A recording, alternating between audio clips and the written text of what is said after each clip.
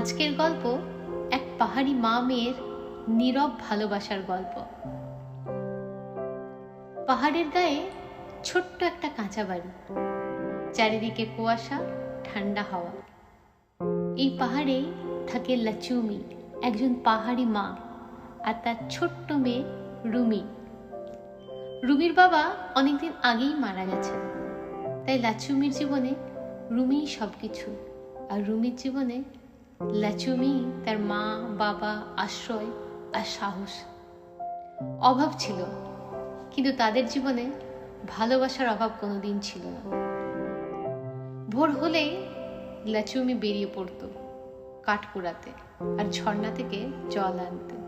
হাতে ফাটা দাগ, পায়ে ক্ষত, তবু মুখে কোনো অভিযোগ ছিল না তার। রুমি খালি পায়ে পাথরের ওপর দিয়ে হেঁটে স্কুল যায়, শীত বৃষ্টি সব সহ্য করে। একদিন ক্লান্ত হয়ে রুমি বলল, মা আমি আর পারছি না। রোজ স্কুলে যাওয়ার সময় পাহাড়ি রাস্তায় আমার পা কেটে যায় আর রক্ত বের হয়।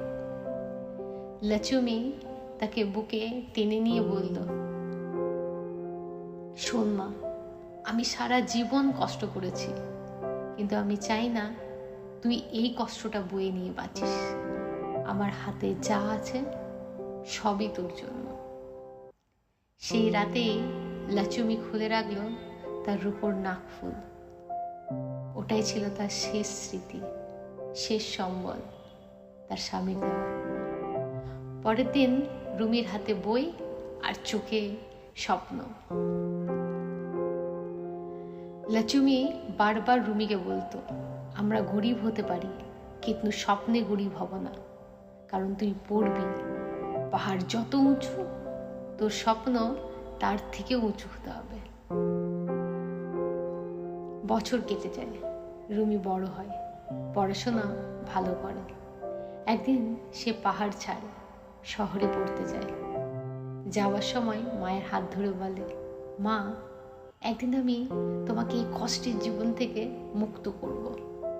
পাহাড়ে দাঁড়িয়ে লাচুমি তাকিয়ে থাকে তার দিকে, চোখে জল আর মনে অনেক গর্ব।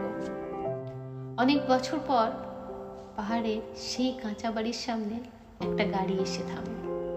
রুমি ফিরে এসেছে যে, এখন সে প্রফেসর।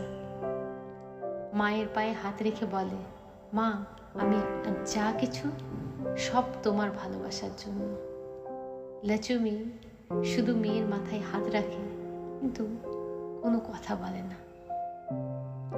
ভালোবাসা থাকলেও হয়তো গরিব মানুষও একদিন অনেক বড় হয়ে উঠতে পারে। কিছু ভালোবাসা কথা বলে না, তবু পাহাড়ের থেকেও ভারী হয়। যদি এই গল্প আপনাকে আপনার মায়ের কথা মনে করিয়ে দেয়, একটা লাইক দিন এই নীরব ভালোবাসার জন্য। আর আমার চ্যানেলটিকে সাবস্ক্রাইব করতে ভুলবেন না।